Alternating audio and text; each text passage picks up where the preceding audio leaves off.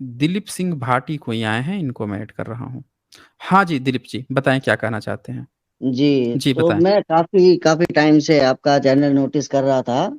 आपने दो तीन सवाल पूछे जो मेरे को बहुत अच्छे लगे। आपने कहा कि ओम की उत्पत्ति को लेकर कोई भी एविडेंस नहीं है। हम्म। ठीक है, आपने बोला। लेकिन मैं एक चीज बताना चाहूंगा कि सनातन धर्म से बेहतर साइंटिफिक धर्म नहीं है, दूसरा पहली बात। हाँ। क्योंकि ओम की जो उत्पत्ति मानी गई है वो शिव पुराण से मानी गई है। शिव पुराण कब आया है? नहीं नहीं, जो शिव के मुख से उसकी उत्पत्ति मानी गई है, ठीक है। सुना अब किसने क्या था? होता है, सुनिए सुनिए, पहले सुन लीजिए, बाद में आप सवाल करना, मैं जवाब दूंगा। नहीं, अब कुछ क्या चीजें छूट होता है। जाती है ना, कुछ चीजें छूट जाती हैं, तो इसीलिए मैं नहीं नहीं, पूछ आप लिया आपसे। नहीं नहीं, बकायदा आप नोट डाउन करके रख लीजिए जो भी आपके नहीं नहीं, क्वेश्चंस है, उससे मैं भी नोट डाउन नहीं करके ही नहीं, लिख। आप अपनी जब बातें रखेंगे ना, तो जो सवाल मेरे जी। आ रहे हैं उसका भी आप जवाब देते चलिएगा, वो ज्यादा अच्छा रहेगा ना, नोट क्या करना है। नहीं, क्या है ना कि वो जब मैं बात कर रहा हूँ ना, तो बीच में क्या है कि जब कट जाती है ना, तो वो पूरी बात नहीं हो पाती है। जब पूरी बात ही नहीं होगी तो आप बीच में सवाल पूछोगे तो फिर नहीं नहीं, आपका मतलब ही क्या रहेगा। वरना या हो फिर सकता आप है कि आपके कुछ क्वेश्चंस के या आंसर फिर भी मिल जाए। या फिर आप ऐसा कर सकते हैं कि आप अपने शब्दों को इस तरह से रखिए कि कोई जी सवाल ही हमें ना आए। जैसे आप जब कहें कि शिव के मुख से ये शब्द आया है, तो साथ में आप उसका सपोर्टिंग जो एविडेंस है वो भी देते चलिए कि ये बात इसलिए पता चली कि उस व्यक्ति ने सुना था। तो वैसे करके आप बताएंगे, अपनी स्टेटमेंट रखेंगे, तो मुझे क्वेश्चन भी पूछने की जरूरत नहीं पड़ेगी। आप मैं जो भी समझ बात गया आपकी रखिए, बात को। समझ गए ना, तो क्वेश्चन की जरूरत नहीं पड़ेगी। आप एविडेंस के साथ अपने जो क्लेम कर रहे हैं ना, उसका एविडेंस भी साथ में बताते चलिए, तो फिर हम मुझे जी। क्वेश्चन ही पूछने की जरूरत नहीं पड़ेगी। जी तो बताइए। वही तो, हम्म। देखिए क्या होता है कि जब आपने कहा कि ओम की उत्पत्ति कैसे हुई, इसके कुछ प्रमाण नहीं है। ठीक है। लेकिन प्रमाण तो इस बात के भी नहीं है कि जो शिव की उत्पत्ति हुई है। ठीक है। हाँ, वो अलग बात है कि लोग कहते हैं कि भाई विष्णु पुराण में कहते हैं कि विष्णु पहले आए, शिव पुराण में कहते हैं कि शिव पहले आए। शिव को हम स्वयंभू भी कहते हैं, मतलब वो स्वयं ही उत्पन्न हुए हैं। जब वो स्वयं उत्पन्न हुए हैं, जब उनकी खुद की कोई अपन वो नहीं कह सकते कि भाई कि इनकी उत्पत्ति कैसे हुई है, तो आप ये कैसे कह सकते हो कि नहीं हम तो ओम की उत्पत्ति के बारे में हमको बताइए। ठीक है। पहली बात। मतलब आप दूसरी बात। ये जो अभी स्टेटमेंट कहा आपने कि अगर ओम की उत्पत्ति नहीं पता है इसलिए शिव की भी उत्पत्ति नहीं पता है, कहने को तो क्या एक चीज की उत्पत्ति नहीं पता है और दूसरी चीज की उत्पत्ति नहीं पता है, तो दोनों सबूत हम मान लें? आप जो स्टेटमेंट कह रहे हैं उसमें एक का सबूत मैं मांग रहा हूं, आप कह रहे हैं कि वो भी, तो दोनों क्लेम आप ही का है ना। तो इसका मतलब कि आप सबूतलेस हैं, आपके पास कोई एविडेंस ही नहीं है, आप सीधे क्लेम ही कर रहे हैं। अब चलिए दूसरी बात बोलिए जो कहना चाह रहे ऋग्वेद हैं। पढ़ो, यजुर्वेद पढ़ो, उसमें ओम का जिक्र मिलता है। अच्छा, ऋग्वेद और ऋग्वेद में यजुर्वेद के मिलता है? जितने भी जो मंत्र हैं, जितने ऋग भी मंत्र ऋग्वेद हैं, में उन सबके ऋग्वेद में मिलता शुरुआत है? में ओम ही आता है। अच्छा, शुरुआत में आता है, ऋग्वेद में आता है जी। ओम? बिल्कुल, बहुत ऋग से मंत्र हैं जिसमें ऋग्वेद में ओम आता है। ऋग्वेद में कहाँ कहाँ पे गायत्री मंत्र की चर्चा है? कौन कौन से श्लोक में है, जरा बताइए तो। अब बहुत जगह पे है, अब एक जगह पे तो कैसे ही बताएं कि कहाँ कहाँ पे है। उसमें हाँ, तो बहुत सी वही जगह पे सब ऐसी सब जगह बता दीजिए। चीजें लिखी है। नहीं सब इतनी जगह बता दीजिए ना। वो तो सब इतना जगह बता लंबा दीजिए है, तभी तो उसको चर्चा अपन हो। एक एक बात में थोड़ी समेट सकते हैं। आप सागर को लोटे में थोड़ी भर सकते हैं कि भाई साहब ने लोटे में पानी हम भर लिया तो हमने करेंगे, सागर को हम मुट्ठी में कर भरेंगे। लिया। नहीं, हम नहीं, वो भरने के लिए नहीं हो बैठे हैं, सकता। आप दीजिए। आप सबूत वो दीजिए, हम नहीं भर भरेंगे ना। सकते ना, वो अरे चीज हम भरेंगे पॉसिबल ही ना। नहीं है। सागर को आप हम लोटे में भरेंगे। कैसे भर लेंगे। शुरू कीजिए ना, हम भरेंगे। आप हम काहे घबरा बता रहे तो हैं? रहे हैं, आप हमें पहले भरना मेरे है ना। दो तीन एविडेंस सुन लीजिए, उसके आप बाद। आप एक मिनट, एक मिनट। आप इस चीज की बिल्कुल भी चिंता मत कीजिए कि मैं जो है भरूंगा कि नहीं भरूंगा, आप एविडेंस दीजिए बस। समझ रहे हैं ना? आप एविडेंस दीजिए, उसकी चिंता मत कीजिए, कितना गागर में सागर सब भरेंगे यहाँ पे। आप बस एविडेंस के साथ बात रखिए, एक एक चीज पर हम चर्चा करने को तैयार हैं। चलिए बोलिए, क्या कहना चाह रहे हैं, अब क्या एविडेंस देना आपका चाह रहे ये हैं, मानना बोलिए। है कि भाई साहब जो शूद्र थे उनको हम्म। नीचा दिखाया गया है। ठीक है।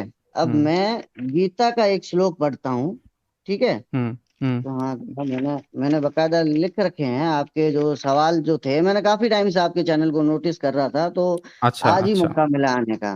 तो हम्म। उसमें एक अपना मिल नहीं रहा मुझे कि कहाँ गया वो। एक गीता का श्लोक है। उसका हम्म। अर्थ ये है कि भाई साहब जो जितने भी जो तीनों जो ये जो चारों वर्ण हैं वो मैंने ही बनाए हैं, और चारों अच्छा जी। वर्णों में से कोई भी वर्ण छोटा बड़ा नहीं है। ठीक है। अच्छा, ये भी लिखा है? कहाँ पे लिखा है हाँ, वैसे? बिल्कुल, ये कहाँ गीता में कहाँ लिखा है, कहाँ पे? चतुर्वर्ण्य हाँ मया बता। सृष्टि गुण कर्म विभाग अच्छा अच्छा अच्छा। विभाग रहा। अब इसका हम्म। मतलब है कि चारों वर्ण मेरे द्वारा ही बनाए गए हैं। मनुष्य अच्छा अपने जी। गुण और कर्मों से किसी भी वर्ण का चयन कर सकता है। अब कैसे चयन कर सकता है वो भी बता देता हूँ कहाँ आपको। कहाँ श्लोक नंबर बता दीजिए एक बार, कौन से श्लोक में बात लिखा है? इतना तो मैंने वो श्लोक नंबर लिखा नहीं है, लेकिन हाँ मैंने उठाया जरूर, ये गीता बताइए। से है, मैं इतना आपको बता देता हूँ। देखिए अब ठीक है, आप ऐसे ये नहीं पूरी चलेगा ना, पढ़िए। फिर क्लेम पर अरे क्लेम आप कर रहे हैं। आप पूरी तो पढ़िए आप ना, तो पूरी गीता सब पढ़ेंगे तो सब सब मैं इसका सब आपको पढ़ेंगे। प्रमाण दे देता हूँ कि ये कैसे होता है, ठीक है। मतलब जो, एक एक मिनट एक मिनट, आप ब्राह्मण हैं पहले ये क्लियर कीजिए एक मिनट यहाँ पे। नहीं, आप ब्राह्मण नहीं है ना, तो सीधे नहीं, कहिए ना कि आपको नहीं जानकारी है, आप काहे समय खराब कर रहे हैं यहाँ पे। आप जब भी आए ना तो तैयारी के साथ आए। आप कह रहे हैं बहुत समय से नोटिस कर रहे हैं, और जिसके हवाले से आप मुझे सबूत देने की बात कर रहे हैं, वो पहले तो एक आपने टॉपिक चेंज कर दिया। आप बोल रहे थे कि ओम शब्द ऋग्वेद में आया है। मैंने पूछा कितनी जगह आया है, कहाँ पे आया है, वो आप गायब किए। दूसरी बात आपने क्या किया, गीता पर लेके गए। तो आप गीता पर जा रहे हैं और उसका भी मैंने पूछ दिया कि कहाँ पे लिखा है, क्योंकि मैं यहाँ खोल के सबको दिखाऊंगा ना कि वो चीजें लिखी है कि नहीं लिखी है। आपकी पूरी गीता ही इतनी भेदभावी जातिवादी किताब है, जातिवाद घूंट घूंट के पढ़ी है, स्त्री विरोधी किताब है, शूद्र विरोधी किताब है, वैश्य विरोधी किताब है। उसको आप क्या बता रहे हैं कि बड़ी अच्छी किताब है, कहीं भेदभाव नहीं है। आप बोल रहे हैं कि ईश्वर वर्ण व्यवस्था बनाया है। अरे वर्ण व्यवस्था ही तो भारत के नाश करने के लिए बनाई गई थी। हम भारत गुलाम ही इस वर्ण व्यवस्था के कारण हुए हैं। तो आप पहले एविडेंस के साथ बोलिए किस मंत्र में कहा गया है, ताकि वो श्लोक भी खोल के दिखाया जाए ना। देखें यहाँ पे जुड़ के अपनी केवल एक तरफा बात रख देना कोई मायने नहीं रखता है। जैसे अभी यहाँ पे पहले कुछ एक व्यक्ति आया था, फोटो दिखा रहा है, बुद्धिस्ट फोटो दिखा रहा है, सबका कह रहा है कि इसका है इसका है। अरे भाई आपको सपोर्टिंग एविडेंस भी तो देने पड़ेंगे कि आपके यहाँ क्या क्या चीजें हैं। अब आप गीता बोल रहे हैं तो आपको उसका श्लोक बताना पड़ेगा, नहीं बता पा रहे हैं तो फिर वो टॉपिक पे बात नहीं हो पाएगी। बताइए फिर, दिलीप सिंह भाटी जी बताइए। अध्याय 18 41वां श्लोक पढ़िए। अच्छा, अध्याय 18 का 41वां श्लोक, चलिए देख लेते हैं भाई क्या है 18। ब्राह्मण क्षत्रिय वंशा शूद्राणा च परंतप कर्मणा प्रवद्धि प्रवभक्तानि सर्व सर्वभाव प्रभत्य वे गुणे।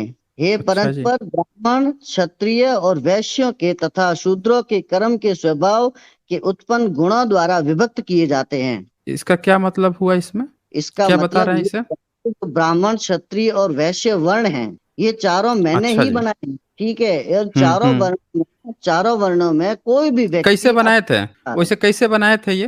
भाई तो आपको कैसे? एक देश चलाना है तो आपको कुछ नियम कायदे तो बनाने पड़ेंगे ना। अरे ठीक है, आप समझ नहीं रहे हैं, मैं बहुत टिपिकल प्रश्न पूछा हूँ। आपको पता नहीं समझ में भी आए कि नहीं आए, लेकिन जो क्वेश्चन पूछा हूँ उसको जरा ध्यान से सुनिएगा। इसका इंतजार आपके शंकराचार्य को खोज रहा हूँ कब से, कि वो आकर जवाब दे दे। दिख नहीं रहा है एक भी शंकराचार्य। आप जरा ध्यान से सुनिएगा। जब भी आप किसी चीज को बनाते हो तो आप एक क्लास डिफाइन करते हो कि ये व्यक्ति जो है ऐसा काम करेगा, वो व्यक्ति वैसा काम करेगा, वो ऐसा करेगा। तो कृष्ण जो है यहाँ 41 में कह रहा है कि हे परंतप, ब्राह्मण क्षत्रिय वैश्य के तथा शूद्रों के कर्म स्वभाव से उत्पन्न गुणों के द्वारा विभक्त किए गए हैं।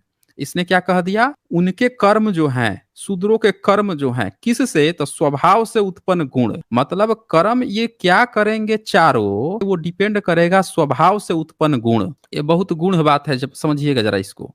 अब सवाल ये है कि ये चारों का अंदर ये स्वभाव कौन पैदा करेगा, आ किस कारण से पैदा होगा, आ किस तरह से पैदा होगा। आखिर इन चारों के भीतर कृष्ण ऐसा कौन सा मटेरियल डाल देगा जिसके कारण ये चारों जो हैं एक निश्चित काम को छोड़ के अलग अलग गलत काम या कोई भी काम करने लगेंगे। वो चीज मैं पूछ रहा हूं कि ऐसा क्या चीज इन चारों के भीतर कृष्ण डालेगा जिसके कारण से इनका स्वभाव से जो उत्पन्न गुण होगा वो अलग डिफरेंट हो जाएगा। वो मैं आपसे पूछ रहा हूं। अब उम्मीद है कि आप इस बार क्वेश्चन समझ गए होंगे। दिलीप सिंह भाटी जी। मैं क्वेश्चन समझ गया हूँ। अब हाँ आप इसी में बताइए। श्री कृष्ण भी यही कहते हैं कि भाई मैं किसी का स्वभाव नहीं डालता। श्री कृष्ण खुद कहते हैं कि मैं किसी का स्वभाव नहीं डालता हूँ। वो जो जैसा काम करेगा, जिसके जैसे काम होंगे, ठीक है, वो स्वभाव उत्पन्न नहीं कर रहे हैं, वो मनुष्य का काम है। जैसे सपोज दैट मैं मान लो, अगर मैं क्षत्रिय हूँ, ठीक है, मैं राजपूत हूँ, अगर मेरे को मान लो गीता वगैरह पढ़ने में मेरे को ज्यादा इंटरेस्ट आ रहा है, तो ये भगवान नहीं उत्पन्न कर रहा है, वो मैं खुद उत्पन्न कर रहा हूँ, क्योंकि वो मुझे आराम मजा आ रहा है, मुझे पढ़ने में अच्छा लग रहा है कि हाँ यार कितनी अच्छी बातें लिखी है, कितनी चीजें लिखी है, वो सब होता है। और इसी का मैं एक और चीज बताता हूँ कि अगर श्री कृष्ण को अगर उत्पन्न करने ही होते ना भाव, तो इतना गीता का लंबा चौड़ा ज्ञान नहीं देते अर्जुन को, सीधा भाव उत्पन्न कर देते कि ले भैया युद्ध कर। वो भाव उत्पन्न नहीं करते हैं, वो बस आपको गाइड करेंगे कि आपको इस रास्ते पे चलना है। अब चलना है कि नहीं चलना है वो आप पे डिपेंड करता है। और गीता में भी जब आप लास्ट में पढ़ेंगे तो श्री कृष्ण भी अर्जुन को यही कहते हैं कि मैंने तुझे समझा दिया है, अब तेरी मर्जी है, चाहे तो युद्ध कर, चाहे तो मत कर। क्या हो गया? सुन रहा हूँ आपकी बात को, आप जो बता रहे हैं उसको समझने की कोशिश कर रहा हूँ कि उसमें मेरा उत्तर है कि नहीं है। जी मैं लेकिन अब मेरा साइंस, उत्तर उसमें नहीं मिला, मेरा उत्तर आप उसमें नहीं कहते मिला। हैं आप और आप अभी कहते जो हैं, सुन, शूद्र रुक नहीं जाइए। थे। मैंने यहाँ पे जो आपसे कहा है, मेरा ये प्रश्न था कि यहाँ कृष्ण तो बोल दिया कि ब्राह्मण क्षत्रिय वैश्य और शूद्र जो है उसको किसने बनाया, कृष्ण ने बनाया। ठीक है, फिर कहता क्या है कि इनके जो कर्म है, इन चारों के कर्म, चारों कौन सा कर्म करेंगे वो किस पे डिपेंड करेगा, वो डिपेंड करेगा स्वभाव से उत्पन्न गुण। तो इन चारों का स्वभाव कैसा होगा ये कृष्ण ही डिसाइड करेगा। इन चारों का स्वभाव कैसा होगा, ये खुद अपने आप पर डिपेंडेंट नहीं है, क्योंकि ये किसी दूसरे के द्वारा बनाए गए हैं। यहाँ पे स्वभाव जो है इंडिपेंडेंट नहीं है इस स्वभाव के लिए। इसीलिए मैं बोला, आप बोले ना अपने को कि आप राजपूत हैं, क्षत्रिय समाज है, मैं जान गया कि आपको उतनी ज्ञान नहीं होगा, क्योंकि क्षत्रिय को पढ़ाने का अधिकार था नहीं, आप कभी पढ़ाए नहीं। जब तक आप किसी को पढ़ाएंगे नहीं तब तक आपको ज्ञान नहीं होगा। इसीलिए आपको नहीं पता है, आप फंस गए हैं कि हाँ गीता होता में बड़ा अच्छी चीज बात लिखी है, कहीं से सुन उन लिए होंगे, आप चले आए हैं। जो बात मैं कह रहा हूं उस बात का जवाब जो है आपका शंकराचार्य का जो पहला भाष्य करता है उसने थोड़ा बहुत देने का प्रयास किया था, लेकिन वो भी सही से नहीं दे पाया, वो भी फंस गया था, समझ रहे हैं ना, तो वो भी ये फंस तो गया था। लिखा हम्म। है कि मतलब के जो व्यवहार है वो भगवान ही उत्पन्न करते हैं। हाँ, तो वही मैं बोल रहा हूँ ना कि इसका जो जवाब है, अब मैं आपको खोलता हूँ शंकर भाष्य जो 41 नंबर श्लोक है, समझ जाइए, आप भी आज समझ जाइए, मैं समझाता हूँ आपको, ब्राह्मण नहीं समझाएगा, मैं समझाता हूँ। ये है जी। आपका शंकराचार्य का पहला गीता का जो भाष्य है, सबसे पहला भाष्य उसी का माना जाता है। तो ये 41 नंबर श्लोक है चैप्टर 18 का। इसमें शंकराचार्य क्या कहता है, अनुवाद करके बोलता है, हे परंतप, ब्राह्मण क्षत्रिय और वैश्य इन तीनों के और शूद्रों के भी कर्म विभक्त किए हुए हैं, अर्थात परस्पर विभाग पूर्वक निश्चित किए गए हैं। मतलब पहले से निश्चित किया गया है, ये तीनों इंडिपेंडेंट नहीं है कि खुद से कुछ भी करने लगेंगे। वो जो है, जो बना रहा है उसने बाय डिफॉल्ट जो है निश्चित कर लिया है, परस्पर विभाग पूर्वक निश्चित किए हुए हैं। ब्राह्मण आदि के साथ शूद्रों को मिलाकर समास करके न कहने का अभिप्राय यह है कि शूद्र द्विज न होने के कारण वेद पठन में उसका अधिकार नहीं है। अब यहाँ पे जो आप बोल रहे थे ना कि सब में ऊंच नीच नहीं है, वो शंकराचार्य जब पहली बार गीता को बनाया, उसने भाष्य किया, तब उसने लिख दिया कि शूद्र को उसने अलग कर दिया, क्योंकि द्विज न होने के कारण वेद पठन में उसका अधिकार नहीं है, अधिकार नहीं देता। अब सुनिए, किसके कारण विभक्त किए गए हैं, तो स्वभाव से उत्पन्न हुए गुणों के कारण। अब उसका जवाब आपको मिलेगा, स्वभाव यानी ईश्वर की प्रकृति। अब इस चीज को समझिए, जो स्वभाव होता है किसी भी व्यक्ति का, वो ईश्वर की प्रकृति, आपके ऊपर नहीं डिपेंड है। ये जो आके कहता है ना कि कोई भी व्यक्ति जो है स्वतंत्र है, कोई भी अपना वर्ण चेंज कर सकता है, ये सारे के सारे ढपोर संख है, 2 मिनट नहीं टिक पाएंगे ये पढ़ लेंगे तो। ये शंकराचार्य का भाष्य है। ये क्या कह रहा है कि जो स्वभाव है, कर्म किसके अनुसार करेगा, स्वभाव के। और स्वभाव जो है वो किस पर डिपेंड है, तो वो ईश्वर की प्रकृति, त्रिगुणात्मिकता, माया, वह माया जिन गुणों के प्रभाव का यानी उत्पत्ति का कारण है। तो ईश्वर आपका स्वभाव जनरेट कर रहा है कि आप शूद्र वाला काम करेंगे, आप वैश्य वाला, आप क्षत्रिय वाला, आप ब्राह्मण वाला। और सुने, ऐसे स्वभाव प्रभाव गुणों के द्वारा ब्रह्मणादि के शम आदि कर्म विभक्त किए गए हैं। तो अब ये ईश्वर खुद ही विभक्त कर दे रहा है कि कौन क्या करेगा। और सुनिए, अब मेन कहानी सुनिए, अथवा यूं समझो, अब शंकराचार्य जो है वो और एक्सप्लेन करता है, क्या कहता है, ब्राह्मण स्वभाव। अच्छा, ये भाग गए क्या, ये देखिए, ये भाग खड़े हुए हैं, ये भाटी जी जो हैं, ये गीता ये लोग के बस की बात नहीं है, आप लोगों से ना हो पाएगा, समझ रहे हैं ना, आप लोगों से ना हो पाएगा। आप लोग आ जाते हो, गीता को भेजो, उसको आचार परसान को भेजो, उसी से हम पढ़ेंगे ना, समझेंगे। वो कौन सा गीता समझा रहा है, ध्रुव राठी को समझा रहा है, आए यहाँ पे उसको हम समझाते हैं ना कि वर्ण जो है परिवर्तन है। अरे पूरा गीता में साफ साफ लिख दिया है, कर ही नहीं सकते, परिवर्तन ही नहीं कर सकते। वो पूरा डिज़ाइन ही ईश्वर कर रखा है। यानी शूद्र जो है हमेशा शूद्र ही रहेगा, शूद्र वाला ही काम करेगा, ईश्वर प्रकृति है ये। इसीलिए आप देख लीजिए जितने भी जातिवादी हैं, जितने ऊँचे पोस्ट पर बैठ गए हैं, वो जान गए हैं कि माचिस के सलाई बराबर पतली-सी किताब आ रही है गीता, गीता गीता खूब प्रमोट करो। क्योंकि इसमें जो है साफ-साफ लिख दिया है कि शूद्र को शूद्र ही बना के रखेगा, ये ईश्वर प्रदत्त है। उसका स्वभाव ही शूद्र वाला होगा। अब देखिए कैसे स्वभाव बनता है वो भी एक नज़र मार लीजिए यहाँ पे। ये कहता है क्षत्रिय स्वभाव का, ब्राह्मण के स्वभाव का कारण सत्व गुण है। जो मैं बोलता हूँ ना सतगुण, रजोगुण, तमोगुण, ये सुनिए इसको कैसे मिक्स किया है इसने। ये दरअसल ये भी फँस गया था। पहले क्या किया था इसने, कहा था कि जो ब्राह्मण है वो सतगुण से, क्षत्रिय जो है वो रजोगुण से, वैश्य जो है वो तमोगुण से। इससे जो है डिफाइन होगा। लेकिन हुआ क्या कि जब इसको बुद्धिज्म से पाला पड़ा, बुद्धिस्टों ने इसकी खाल खींच दी ऊपर से नीचे तक, पनपना के भागा वहां से, तब आके अपना चेंज किया, चेंज करके मिक्सअप कर दिया, जो इसके मूल भावना के ही खिलाफ हो गई। क्या कहता है सुनिए, कह रहा है ब्राह्मण का स्वभाव तो सतगुण से है। कैसे पता? जब उसका स्वभाव ही सतगुण हो गया, तो इस सतगुण जो है ये तो शरीर की एंटिटी है ना, वो तो प्रकृति स्वभाव हो गया, उसको कैसे बदलेगा? शूद्र में कैसे आएगा सत्वगुण? जन्मजात ही डिसाइड हो गया कि ब्राह्मण का स्वभाव सत्वगुण है। वैसे ही क्षत्रिय का स्वभाव का कारण सत्व मिश्रित रजोगुण है। अब इसने मिश्रित कर दिया दो को, क्योंकि 3 से 3 ही वर्ण बन रहे थे, चौथा वर्ण इसको बनाना था। तो ये क्या लिख रहा है, क्षत्रिय स्वभाव का कारण क्या है, सत्व मिश्रित रजोगुण। यानी कि सत्व जो पूरे सत्व से ब्राह्मण बना था, उसे सत्व का थोड़ा सा और रजोगुण, इन दोनों को मिला के बनेगा क्षत्रिय। और वैश्य स्वभाव का कारण है तमो मिश्रित रजोगुण, तो तमो में और रजो इन दोनों को मिला के वैश्य बनेगा। और शूद्र का स्वभाव का कारण है रजो मिश्रित तमोगुण। तो यहाँ पे शूद्र का स्वभाव ये बना दिया, ये पहले से ही डिफाइन कर दिया। अब क्या है, क्योंकि उपयुक्त चारों वर्णों में गुणों के अनुसार क्रम से शांति, ऐश्वर्य, चेष्टा और मूढ़ता ये अलग अलग स्वभाव देखे जाते हैं।